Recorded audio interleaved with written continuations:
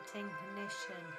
Despite my ups and downs, I will not allow it to limit my ability to truly live.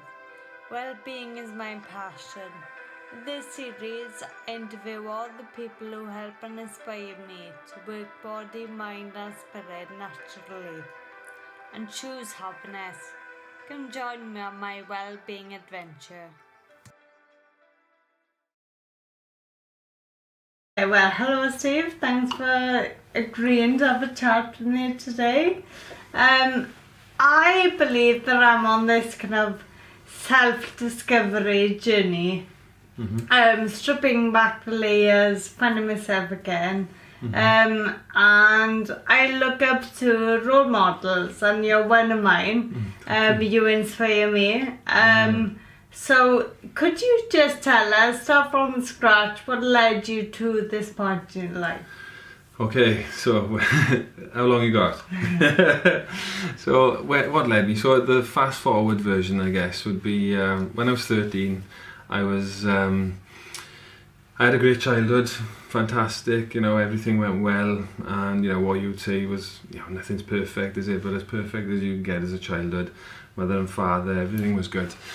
Of course I had some issues, like anyone else has, but everything was good, Then unfortunately, when I was 12-year-old, my father had his first heart attack.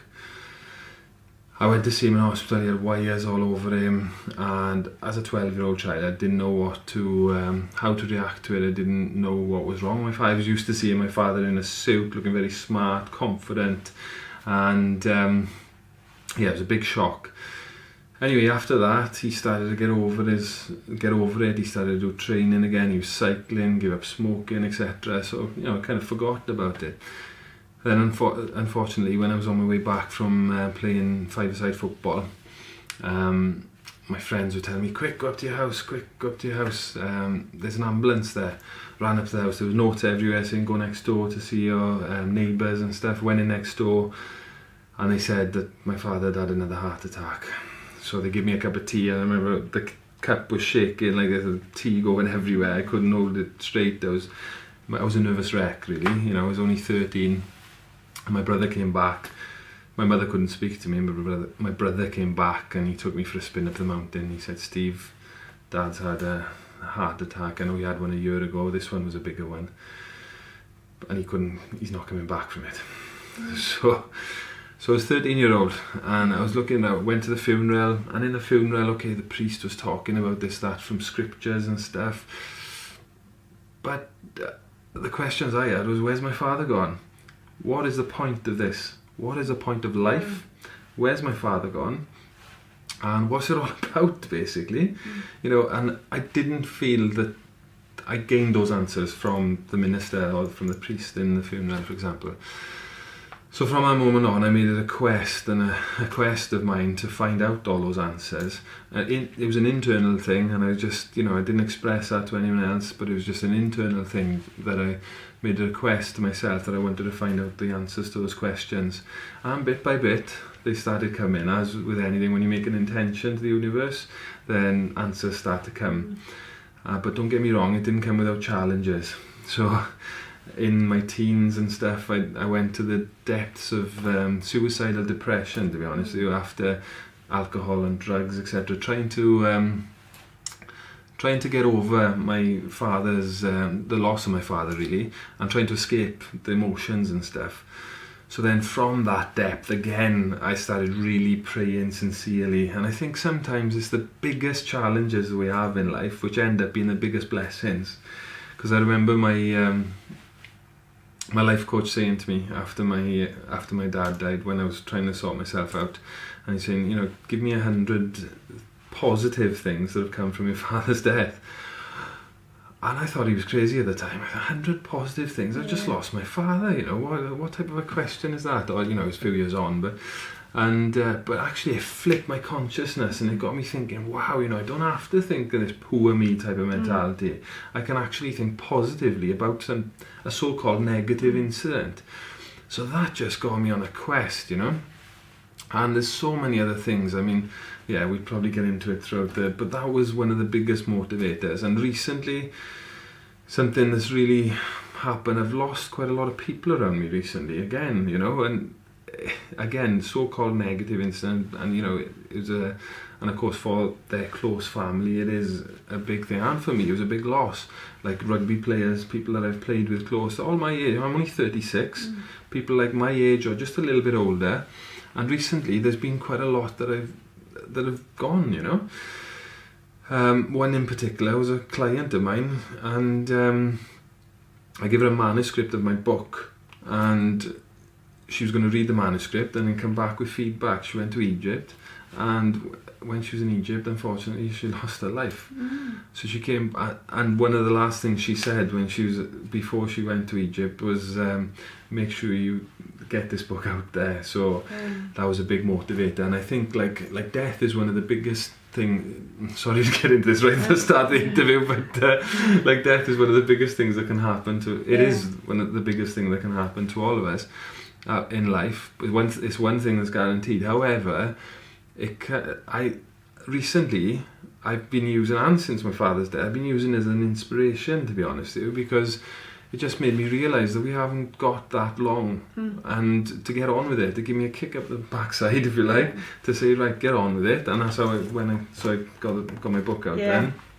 And that was the motivator, was my client, because that happened to her and my rugby mates. And I was thinking, God, you know, what did they take to their grave with them?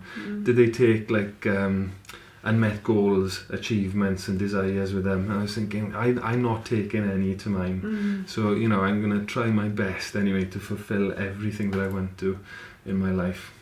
Do you happen to know what the top 3 things that people regret when they die? No, do you? No. I have heard somebody saying it. There's some priests and monks that have, and there's a famous quote, isn't there, which says, you know, people they don't regret like checking their bank accounts or something, for example. You know, they regret it's things like spending time with loved ones, spending quality time with loved ones and things. You know, so yeah. Yes, very interested. I did a vlog on that recently, saying about, because I went to see my grandfather, and after seeing my grandfather, I realised that, do you know what, you know, sometimes I'm doing all of this stuff, but sometimes I can be forgetting to do the really important things in life, which is just going to see my grandfather, because I went to see him and I realised that not that I'm anything special, but I went to see him and I could see it lifted him, you know, and it was something small, but it really touched my heart, and I was thinking, wow, you know, I should do that more often.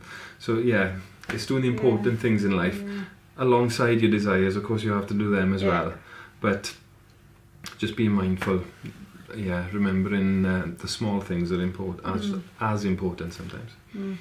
So you were saying about your younger self. So you were praying. So had you always been religious, or? Not at all. No, my dad was very scientific. And he believed in science more than God, really. So when I lost him, it gave me an opportunity to kind of look within, and I didn't get, I think I got christened when I was 12, I think, but the only reason I got christened was because I asked my parents to be christened, because everyone else was christened and I wasn't, and I didn't know why. So I didn't really know anything about it, to be honest. It was more of a thing, everyone else had it, so why haven't I got it, kind of thing. But then maybe that was a start, I don't know, from that, you know, from the blessing from the priest, maybe that was a start of things getting shown to me, I don't know. But I have always been inquisitive, not from a religious sense, but maybe from more of a scientific, like what's it all about, how do we get here, what came first, the chicken or the egg? I've always had, even from a very young age, I've had, I used to like, I wasn't so much into toys and stuff, I was more into things like magic and so I've always had, I've always queried the unknown, or things that are a bit more subtle in their nature. And then gradually, step by step, I got more religious or spiritual, if you like. I'd rather say spiritual, really. And then eventually I ended up moving into a Hare Krishna temple and living as a celibate monk for 2 years. Okay. So Tell us about that. Yeah, I mean, leading up to that, like I started praying more, and as I was praying, I was reading things like the law of attraction and things, and I started studying metaphysics. I got a degree in metaphysics, and then I was putting all this stuff into practice and realising the power of prayer. And I was praying and things were working out, and I was getting everything. Externally, things looked like they were going really well. But because I'd been earning quite a lot of money in my previous sales position, when I got into doing kind of healing and things like that with my metaphysics, unfortunately, my bills were more than my income. So it looked like I was doing really well because I had an events company and stuff, etc. I released the book the first time. It looked good externally, but it wasn't, financially I wasn't doing so well. But not only that, the main reason was I could feel, because I was meditating a lot and stuff, I could feel at that time that there was like a thin veil in between this world and the more spiritual realm, I guess. I could feel that there was something else, but I didn't know quite what it was. I was looking into conspiracy theories, and I was getting into that and getting into it quite deep and thinking like, yeah, but there must be another purpose in that. It's not just about like fear and, you know, control and stuff. There must be something beneath it all. So I remember I was in the shower one day and I was in tears praying really sincerely to God, and I was saying, please show me the truth. What is it? I need to know the truth. I know there's more. Show me it. A couple of weeks later, I was doing a healing in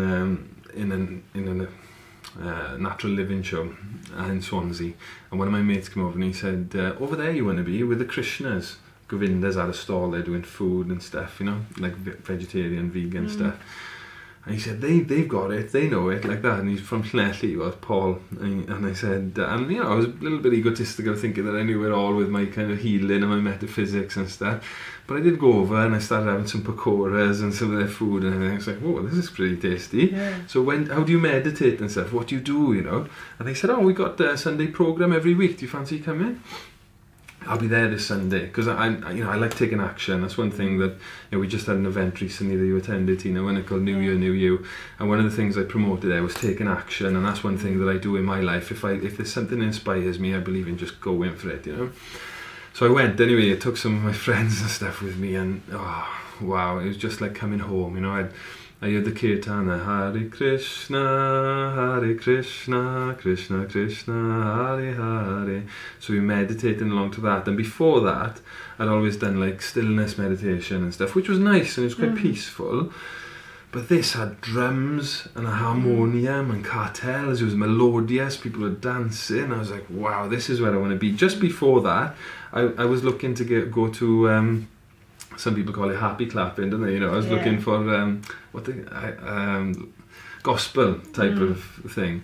So this ticked all the boxes for that. And somebody tapped me on my leg because I had my eyes closed. I was really getting into the chanting, and they opened the curtains on the altar, and there was beautiful gold light and deities there. I was like, wow, this is beautiful.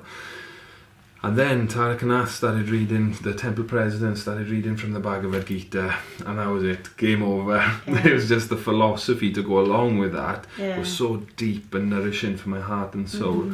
I was just like, wow, I know I'm in the right place. It felt like I'd come home. It's what I've been looking for all my life. Okay, so it's basically listening to yourself in a way, isn't it? But because yourself is telling you, you're home, this is it. So, gotta trust yourself. Yeah, and, you know, praying and looking for... So when you're asking or praying, looking for the... You know, because sometimes we pray for something, but it can come in a different form. So it's not maybe what we're quite expecting, but it's what we really need. You know, maybe it's not what we want, but it's what we need. And so yeah, being mindful of that when we make a prayer or intention or set a goal, that sometimes things that come, they may come dressed in a different form than what we expect. So being mindful of that, really looking out for it and checking in with our intuition as well, because God speaks to us in our heart, the divine speaks to us in our heart as well, I believe. And from the ancient text it also says that as well. So yes, checking out with ourselves in our heart, maybe checking out with other holy people or other kind of advanced spiritual people, as well. So taking guidance then from other people, mentorship and stuff from other people, just to check, because sometimes we may feel that it's intuition, but it can be the mind playing tricks with us as well.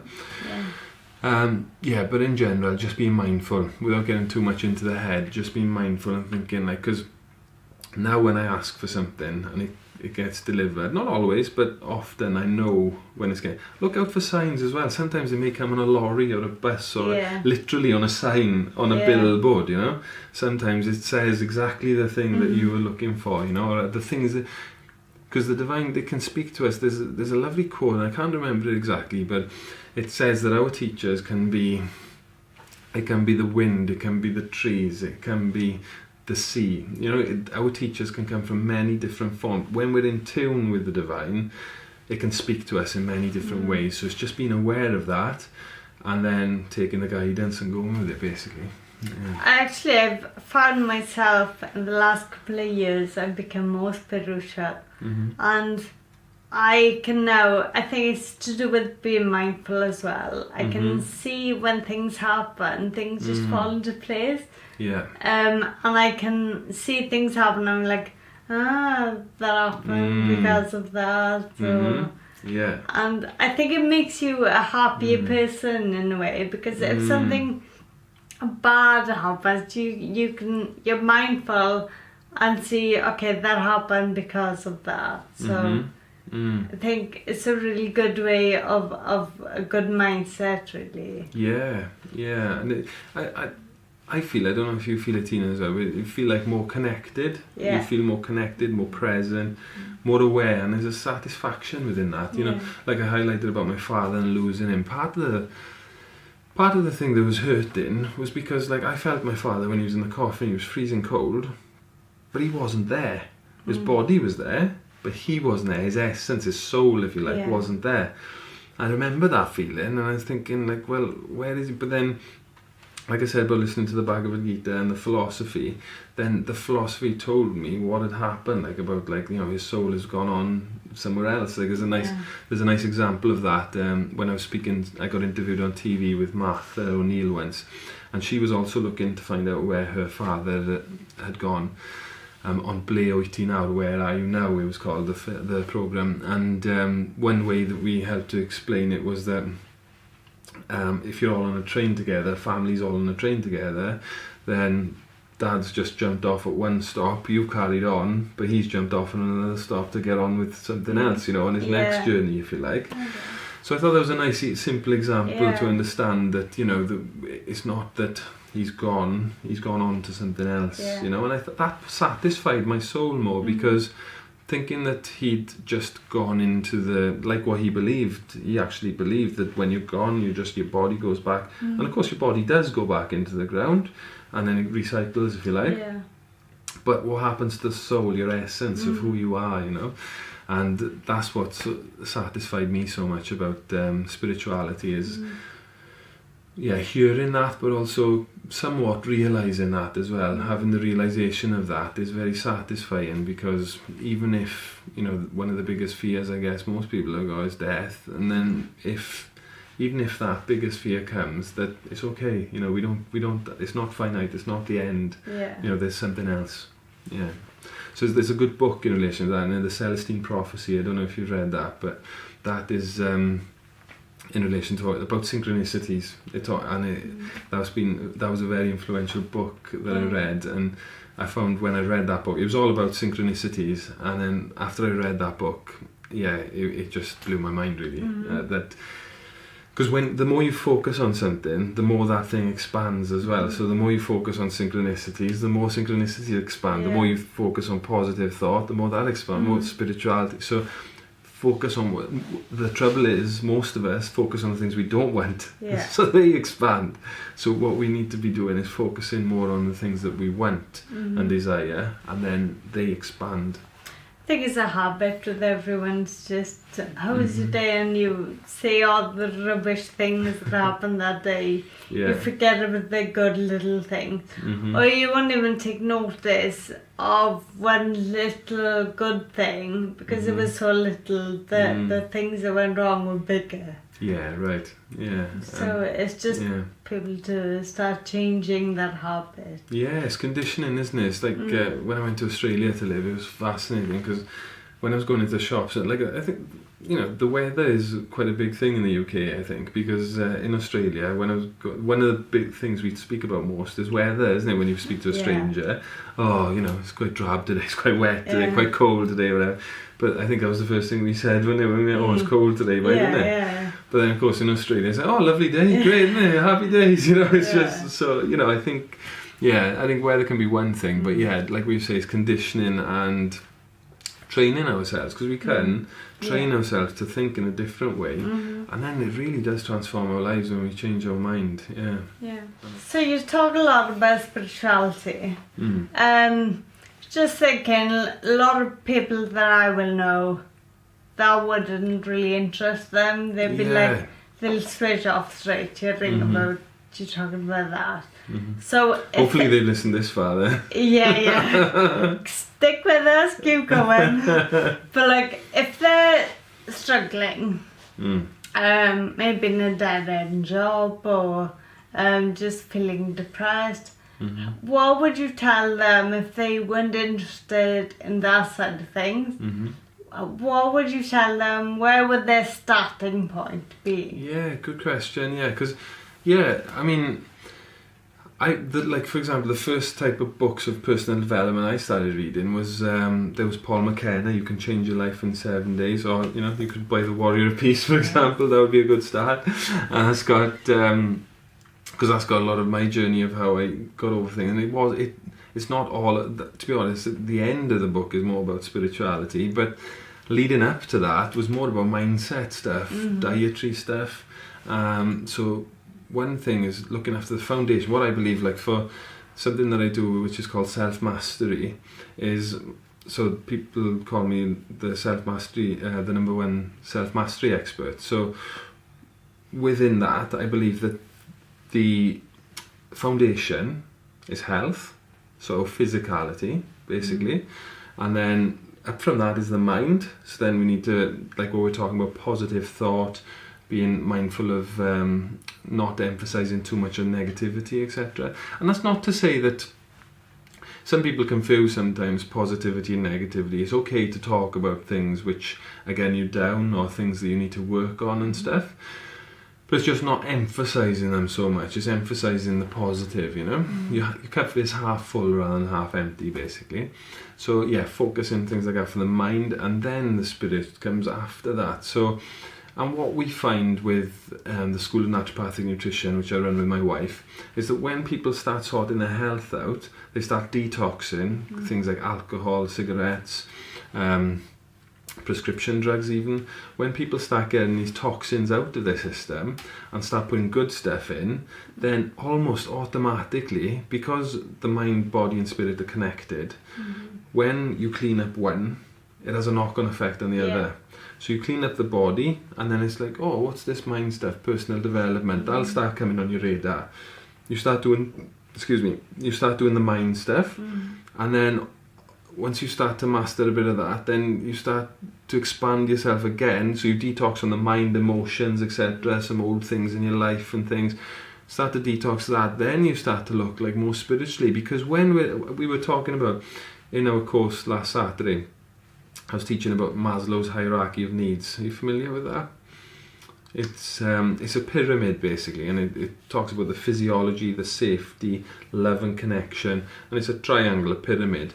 And reaching up to eventually self-actualization. Okay. So, but if we haven't got, what he says is, if we haven't met our needs, our basic needs of security, love, sex, food, breathing, etc., if we haven't met those needs, then we can't even envisage any of the higher stuff, because we're so focused on getting our needs met in that area, keeping a roof over our head, our job, money, finances, health, whatever it is, the basic human needs that we have. If we haven't got them sorted, it can be very difficult to focus on something higher.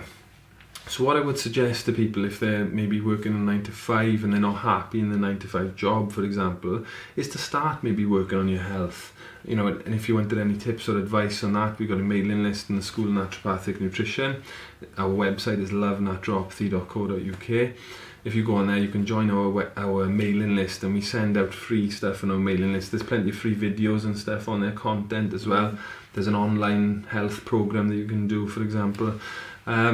So yeah, I'd look at your health first, then maybe the mind, or maybe together, the health and the mind together, and don't worry about spirituality. Just find that you'll probably find, not always, but you'll probably find that as you start progressing in personal development, you'll start getting a bit more inquisitive about that type of stuff. You know? Yeah, if you're not spiritual, or if you're not into spirituality, religion, or if you've got any hang-ups around it, don't worry about it. Just focus on it scientifically. Do a little experiment. Do a scientific experiment and start putting these like personal development tools into place. Looking at your health, doing a detox, doing a mind detox, and then just see what happens. Because what happens when we've got a void, the universe loves a void and it fills it. So if we create the void by taking negative things out, then it likes to fill it with something new, and it's usually an upgraded version. So so changing your hard drive, it's like putting in a new hard drive. So so then from that point you can start to go to a different level. So you mentioned naturopathy.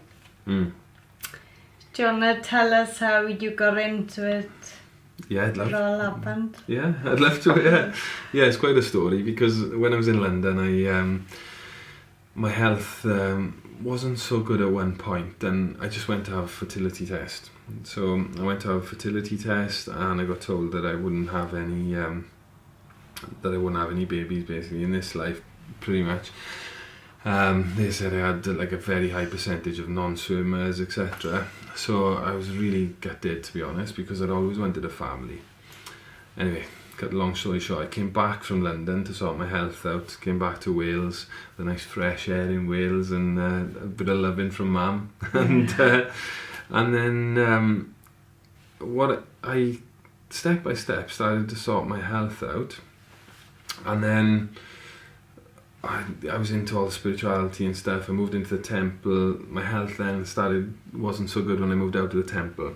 So I moved out of the temple, and my health wasn't very good. I started having like electrosensitivity symptoms, which for anyone watching, if they don't know what that is, it's just like mobile phones, Wi-Fi, etc. I was very sensitive around them.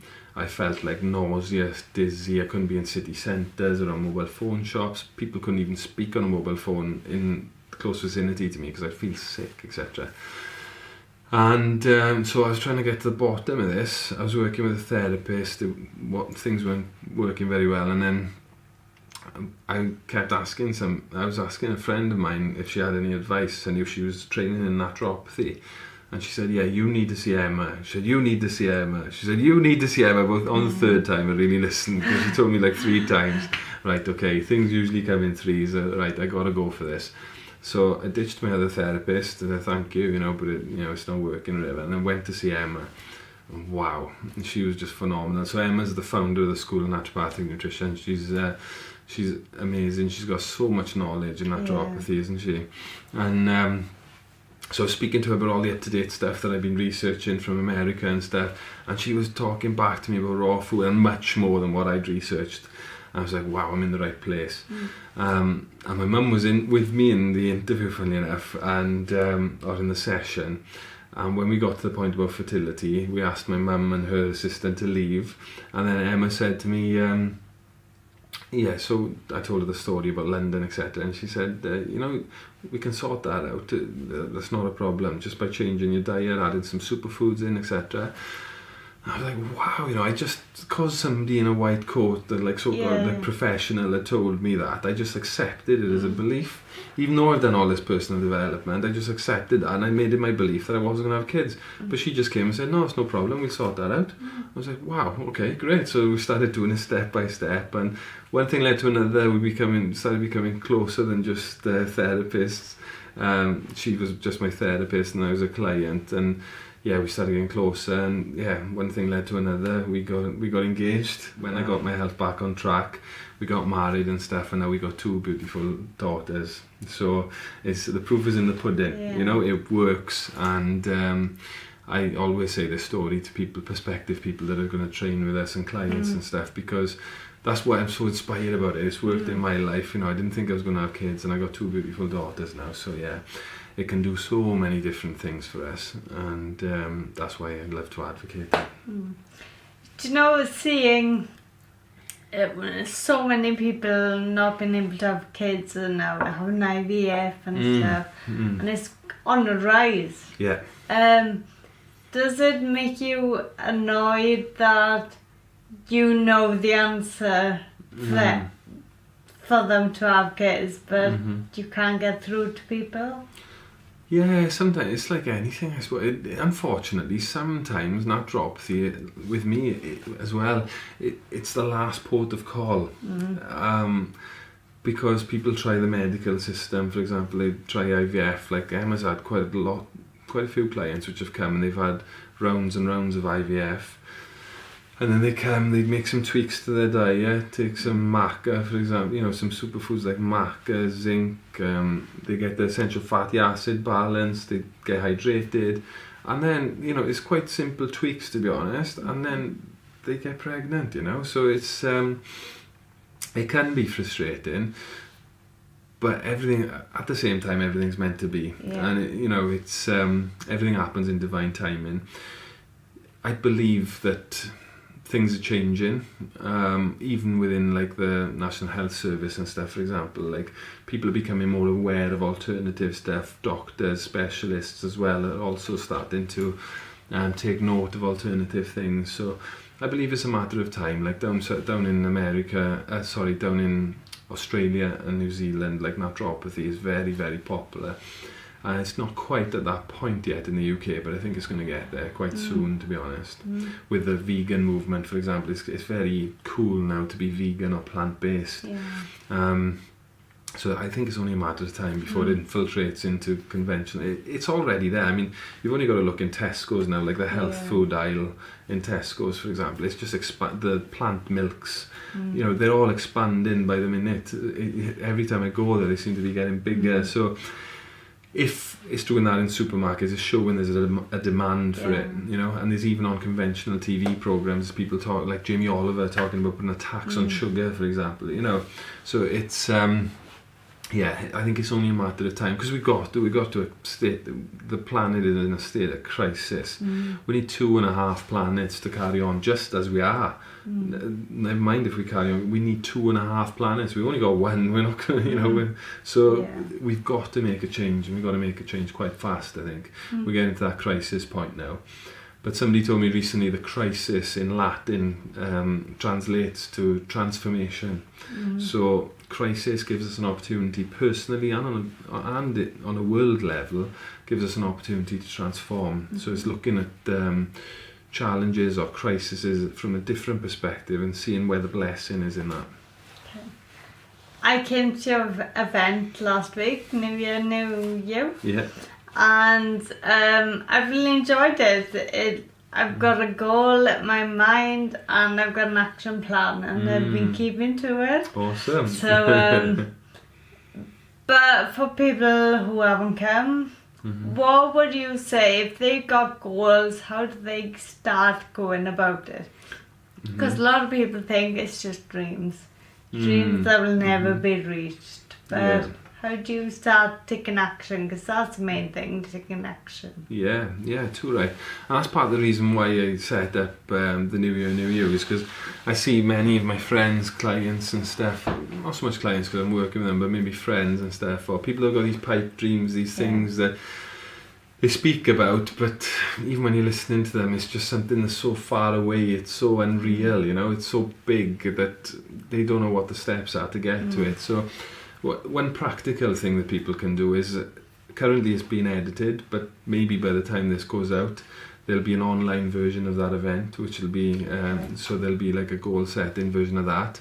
There's the network that I've set up, the Warriors of Peace network, where I also share like things like goal setting techniques, speaking training, video training, how to do your social media, how to advertise on social media, how to advertise in general, you know, branding. We'll be highlighting all of these different things within the network. Reason being, the reason why I've set it up is because of that reason really. I see so many people that have got gifts, talents, dreams to offer to other people, but they don't know what to do in between that in order to achieve it, you know. But there's a lot of practical steps that we can take that people have already done before us, so it's just a matter of doing those things, and then you can achieve your dreams and your goals, you know. It's a system, or there's a system of things you need to know in order to achieve those, and that's what you know, just for the purpose of this video, you know, those are things you can do if you'd like to get involved with the Warriors of Peace or with myself, but practically, setting goals, I would advise to go to somebody that has already achieved what you would like to achieve, or they're already been successful in an area that you'd like to be successful in, and hunting them down, asking them questions, ask them how they did it, and then from that you can start, you know, you don't have to reinvent the wheel, you just copy basically what other people have done to achieve what you want to achieve. It's quite simple. Yeah. And so Tony Robbins says, stand on the shoulders of giants. You know, we don't have to we don't have to reinvent the wheel. We just mimic what other people have done before us. Sometimes when we've got goals and ambitions and stuff, we want to be unique, or we want to be, you know, we want to be special, and that's good. You've got like a unique selling proposition, like, you know, your USP. That's really fantastic. But the chances are there's probably many people that have already done what you're looking to achieve, or something similar to it, you know. So yeah, it's when we can humble ourselves to that, and humble ourselves to take lessons and teachings from other people that have already done it, then that's when the magic starts to happen, because there's a lot of practical things we can do in order to achieve our goals. Don't get me wrong, like I was saying about the praying and stuff earlier, visualizing, manifesting, that all works. But oftentimes there's practical steps that we need to take as well, and the journey of 1,000 miles starts with just one step. So take that one step, push yourself out of your comfort zone. I was looking at something earlier, and I was saying about where you're at, and there was a circle, or your comfort zone then, and I was saying where the magic happens. So it was over there. So it's just being mindful that sometimes you have to step out of that comfort zone, even if it is a spiritual goal or a religious goal or a philanthropic goal. We still have to put the effort in. We have to put the yards in. We have to put, and then bit by bit, and then the universe or the divine thinks like they're quite serious about this. I'll start to give them little blessings along the way, you know. So yeah, being mindful of those blessings as they come in, and just like Hansel and Gretel, they drop sweets or something when they're back from the house. But it's just following the little tips or the little guidance or the secrets, like I was saying about the billboards or the signs. That's what I'm looking for. Just following those signs. So you make the intention, and then just be mindful, follow those signs. So make the intention, ask and pray, you know, even if you don't believe in God, even if you don't believe in the universal powers, and just suspend your disbelief for a minute. Like when you sit in a cinema, right? We all sit in the cinema and we watch, you know, Tom Hanks is playing some part, for example, and we're not sitting there thinking, oh, this is just Tom Hanks, you know, he lives in America or whatever. We're really engrossed in what his character is. So just like that, when we're even when we're kind of planning and visualizing our goals, just suspend your disbelief and your limitations for a while. And when we're praying as well, even if we don't believe in anything, just suspend your disbelief, give it a go. Make it a scientific experiment. Ask a question and just make a prayer, just between yourself and the divine. See what happens, and then it's between you and the good Lord, or between you and the universe or the divine, and then nobody can take that away from you. I think a lot of it has got to do with people worrying what people think of them. They won't do things for themselves because they worry what others think. And that's what I've learned, to look within. So instead of blaming everyone for everything, so for example, you know, being a wheelchair user, you know, like I could blame the transport isn't accessible, there's a big curve or whatever. Yeah. But instead of just focusing on that, I look within and not blaming myself, it's my fault, I'm a wheelchair user. But thinking, okay, what can I do to change this? So then you find another way around things, and it keeps you happier. Yeah. For not blaming on things you can't change. Yeah, right. So by thinking about what other people think, you can't change what they think, but you've got to try and make yourself happy. Once you're happy in yourself, it doesn't matter what other things think. Yeah, too right. Well, I think you said that well enough yourself. I mean, there's a good prayer, isn't it? My mother's usually got it, and it's not in here, I don't think, but there's the Hawaiian prayer, I think, talks about that. Are you familiar with that? Oh, God grant me the serenity to change the things that I can change, and to leave the things that I can't change, and to know the difference between the two, or something like that. Something along those lines. I didn't quote it properly, but in a gist of what you were saying, really, to things that we can't change. What's the point of just wasting energy and complaining about them? That's what I love about you, Tina, is like your attitude towards life is very inspiring, actually. I know you said you don't like when people calling you inspiring, but yeah, I do. Sorry, but I do find you inspiring, and the way you look at life, I think that a lot of people can gain a lot from that, because people, able-bodied people and stuff, may have many more limitations than what you've got, and you're a wheelchair user. So it's to do with the mindset rather than the body. It doesn't just come naturally, you've got to work at it. Yeah, that's a good point, actually, isn't it? It's not something that, I love that, because a lot of us feel like we're owed something, don't we? We feel like that, like you're saying, we can blame everything, or poor me syndrome. It's as if we're all owed something. But it's like we're not owed something until we actually prove ourselves or do something of value in order to get owed that thing, isn't it? So I think it's flipping that mindset and thinking, what can I do, instead of like what's that, focusing on that obstacle that's in the way, isn't it? And as you've said, to start it off, you've got to get the foundation of the health, so hydration. Yeah, so the three things would be like, number one would be looking at the hydration, making sure you're having 2 litres of water, nice clean pure water per day, whether it's filtered water, bottled water. Spring water is even better again, because it's full of nutrients, alive with oxygen. Then number 2 would be detoxing and cleaning up the diet. So it's very simple things. And then number 3 would be looking at any deficiencies and environmental stuff, for example. So just when you've hydrated, sorted out or removed a lot of your toxins, then starting to look if there was any deficiencies that you may have in certain nutrients, for example, which are affecting your health. You can have like a hair analysis test or a blood test even, to see if there's anything lacking, and then you can supplement that, get that up to scratch, and then you'll find that you've got much more energy and stuff to look at life in a different way. And also looking environmentally to see if there's anything that you're doing on a daily basis you haven't noticed is draining your energy, like electrical equipment now these days, for example, is just one thing that comes to mind. It's prevalent, it's everywhere.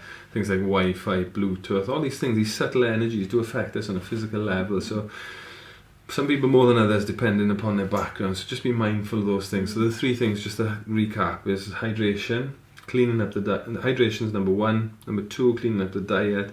And then number 3 would be looking at like any deficiencies and stuff, or any supplementations you may need to take, and checking out the environment to see what's happening there. And like maybe the holistic therapies can come into it afterwards, like mindfulness, acupuncture. Yeah, for sure. I mean, that's just the ground roots. But then when you get that basic foundation of health, then for sure, just again, like I was saying, just ask and it'll be given, seek and you may find, knock and the door will open unto you, it's just start asking, what do I need next? Please show me what I need next. And then you'll find that there's a saying, isn't it, that says the teacher appears when the student is ready. So it's quite miraculous how it happens, but when we're ready for the next level or the next teaching or the next therapy or whatever, that person will just come into your life, you know, at the right time, if we're mindful of it, if we're making the intention like that. And then, go into who we're drawn to, and go into somebody that maybe a friend has recommended and stuff as well. Because there can be people out there can be some charlatans out there that are doing this, that and the other, proclaiming they're doing so much. But it's important, I feel, to go to somebody that has already got a proven track record, has already worked with us and proven their technique and stuff, you know. Because there's a lot of different things out there these days, and some of them work, some of them don't, you know. So just be mindful of that too. It's funny, I would say challenges get thrown at you if you need to learn a lesson, kind of thing. Because with me, when I hit depression for a period about 3 years ago, and I read the book, Buddhist book, and I will always remember the quote, if you do what you always did, you'll get what you always got. Yeah, right. And that's always stuck with me. So from then I thought, I got to change. Yeah. So you got to stop just following the same pattern, because you'll keep getting the knocks until you actually do something about it and change. Yeah, good point. Yeah. Yeah, it reminds me of the Einstein quote as well that I highlighted on the weekend, doesn't it? About Einstein says the definition of insanity is doing the same thing over and over and expecting different results. Yeah. So, you know, how many of us are doing it? I can put my hand up to say I'm doing that in many areas of my life, even now, even with all the stuff I know around it. So, just be mindful of that. And just like what Tina said, if you keep hitting a brick wall all the time, it's like, right, okay, what can I do differently to get around this brick wall? You know, can I go around it? Can I knock it down? You know, there's always different things. But if we're closed-minded, or if you've got closed vision, then those options don't open themselves up to us, because we haven't opened them up to ourselves. It's like Wayne Dyer said, bless him, he's left his body now, and he's left now. He's left the earthly plane now. But he used to say, there's a book out. I think he had a book out which said, or there's a quote at least that said, when we change, the things that we look at change.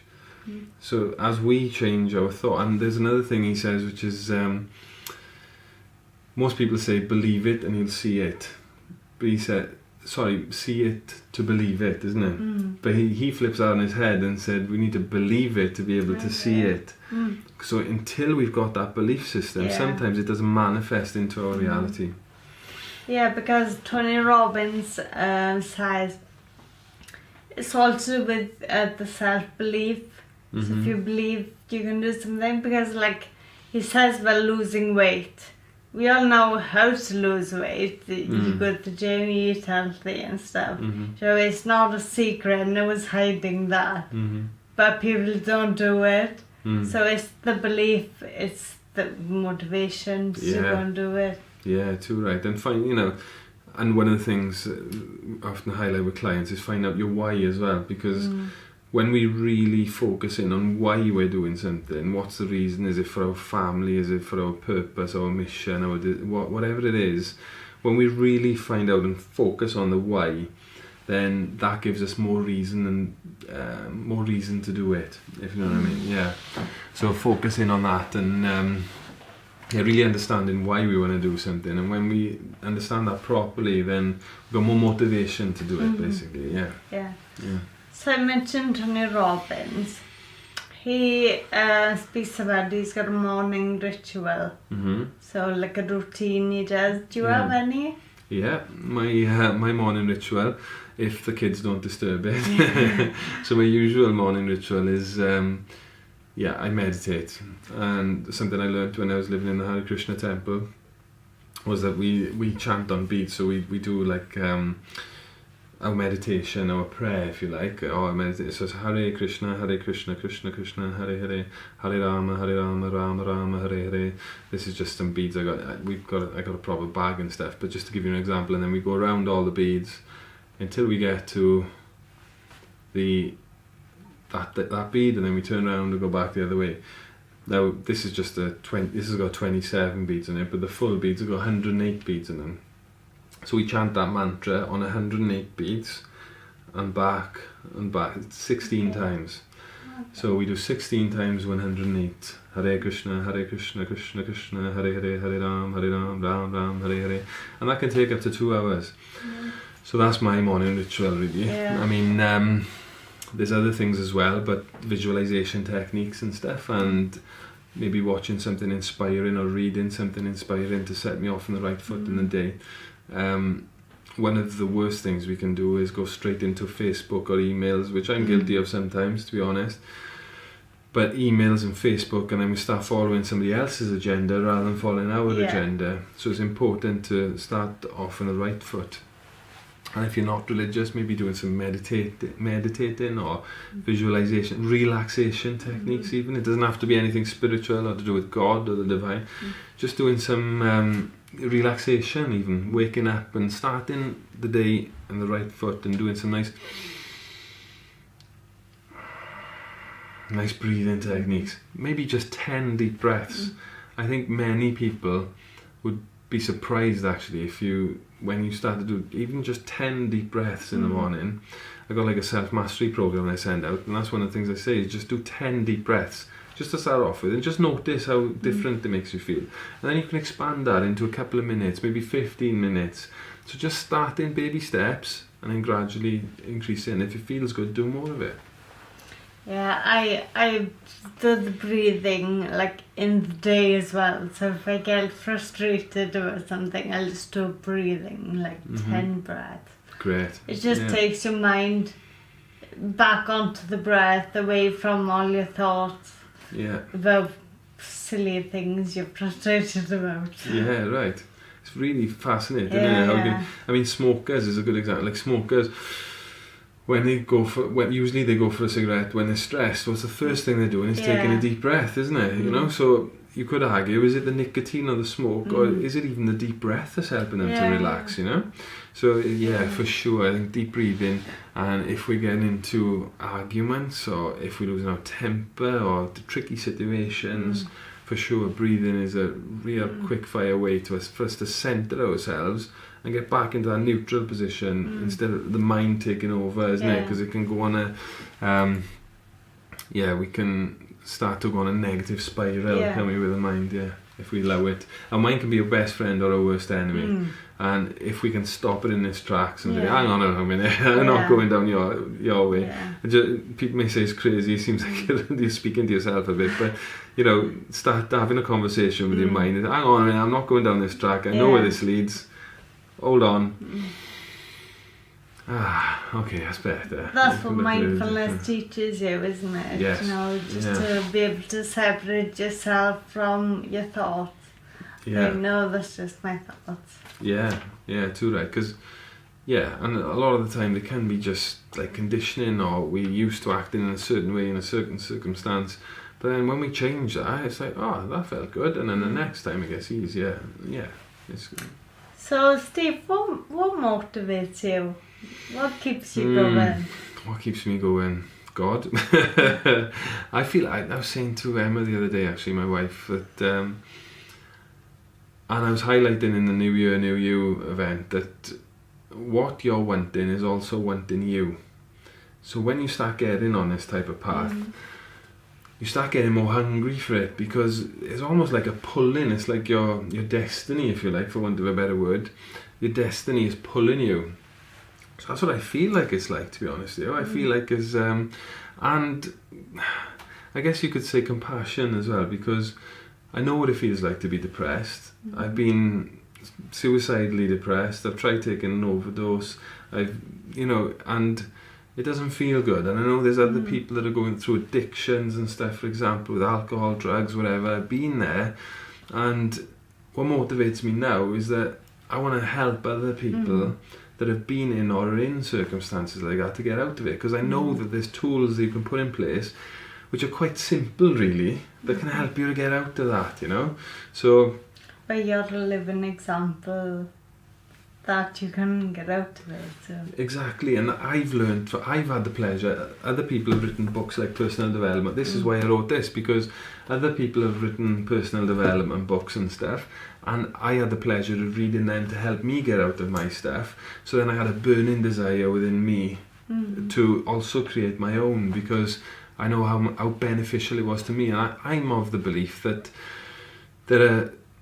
we've all got different talents or blessings that we've got that we can give to others, and different people will get attracted to us because of that. So there'll be people that are attracted to us, like I often find in my practice and stuff with clients or people that come to my events. Often, not people have been through the same things, but similar things to me, and then I'm able to help them quite easily get over those things, you know. So yeah, I believe that we've all got a unique purpose on this earth, in this physical body, and that I'm just trying to fulfill mine, and I'm being pulled towards it really. So it's not sometimes it's not me that's doing it actually, but often, nearly all the time actually, it's not me. I'm being, like, one of my prayers is to be like a vessel, you know, for that divine energy to come through me and work through me. Use whatever gifts and talents that I've got to help others like that, and just use me just like a screwdriver. Just use me in order to help other people to gain happiness and fulfillment in life, basically. And a lot of people are chasing that, so probably everyone's chasing happiness. So. Yeah, isn't it? I mean, you know, there's a lovely quote, isn't it? John Lennon, when John Lennon was in class, his teacher said, what do you think the goal of life is, or something like that. Yeah. And John Lennon said, happiness. And she said, you didn't understand the project. And he said, well, you don't understand life. Yeah, I like that one. Yeah, I love that quote. And it's... So yeah, like you say, we're all looking for happiness and fulfillment, and I found it somewhat. You know, I'm still on a journey of finding deeper happiness and meaning and stuff, because it's continually evolving. That's something I like to highlight as well, is that one of the illusions that I got into when I first started getting into this goal setting and stuff was, like, you know, I'd get to this point where everything would be kind of cushy, everything would like flow naturally. But actually it's a continual process of evolution, and when we've attained one goal or challenge, another thing comes. So it's just being mindful of that we're not looking to reach some kind of perfection, but that it's an ongoing development really of consciousness. But you need that though, it's growth. You need that continuous growth. Yeah. If you're stuck in a dead-end job, look at your life and think of change.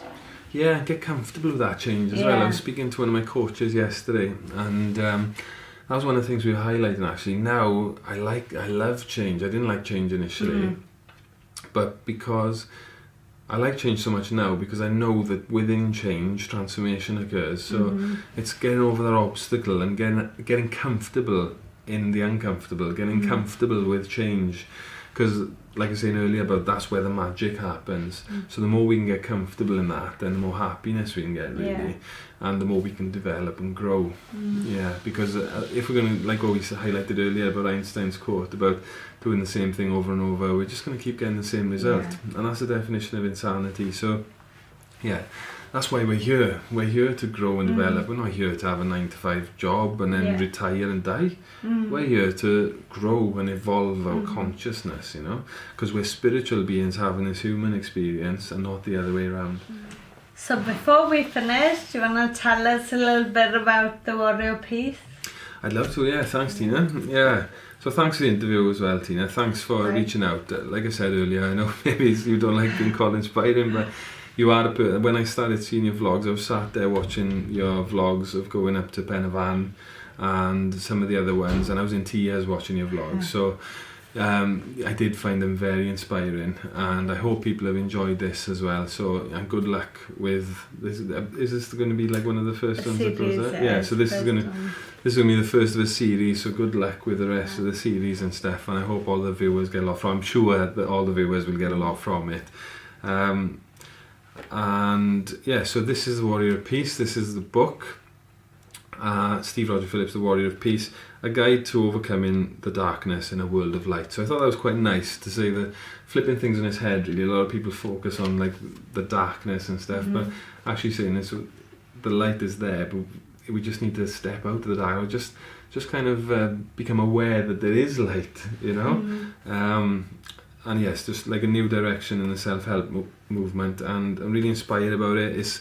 I poured my heart and soul into it. It's been 7 years in the making, or longer, maybe 8 years in the making. The first time it was released, it was called From Addiction to Freedom, and I had to take it off the shelves because philosophically, after moving into the temple, things had changed, and out of integrity I wanted to make sure that everything was up to scratch as far as my beliefs and stuff are now.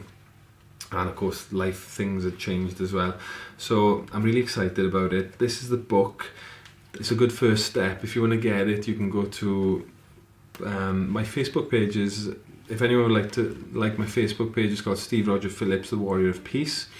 Like that, and you'll get updates from it. My personal Facebook is Steve Phillips, and if you'd like to add me as a friend, then you have to put something like, I watched your interview with Tina, because I get a lot of friend requests. And my website will be steverodgerphillips.co.uk, where you can find out more. So the book is a good first step. And then I've also created a Warrior of Peace network, which I launched in the event New Year, New You last week. I'm really excited about that because the first one is starting on the 3rd Wednesday of February. If you want to find out more about that, go to my Facebook page or ask Tina, but I'm sure she can fill you in. I'm really excited about it because I've seen a gap in the market. There's so many different networks and clubs and stuff out there, but I saw there was a gap in the market for... Well, I was looking for something that had a bit more kind of depth to it, had a bit more purpose and mission and stuff to it. I couldn't find one which ticked all those boxes. Like, there's plenty of business stuff out there, but things that don't amalgamate the both of them, if you know what I mean. So that's why I created the Warriors of Peace. It's for entrepreneurs, individuals, authors, speakers, coaches, small business owners that want to make a difference in the world, that want to be the change they want to see in the world, you know, like Gandhi's quote.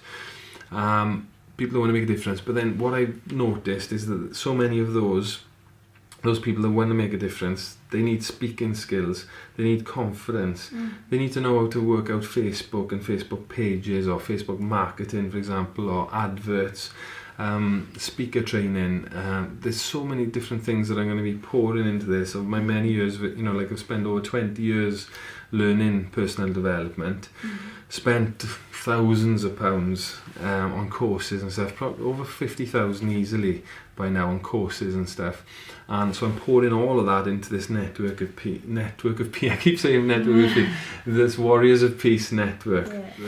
It's a fantastic place where people of like mind can come together, learn from each other, learn from myself and guest speakers every month, and progress within themselves, within their business. Even if they're employed as well, there's a lot of people that are employed, they need these skills within employment, or they've got a purpose or mission they want to do, they're working towards even.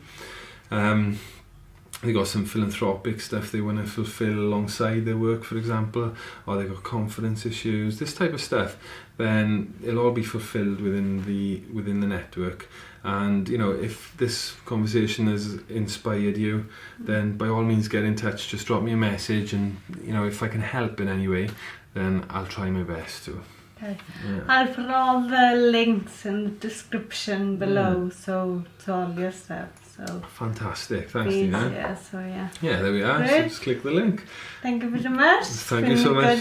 Good chat. Thanks a lot, Tina. Hopefully everyone learn from it and get healthy. Get healthy, that's the way. Thank you. Get healthy, everyone. Go for it. Thanks a lot. Thanks, Tina. Diolch yn fawr.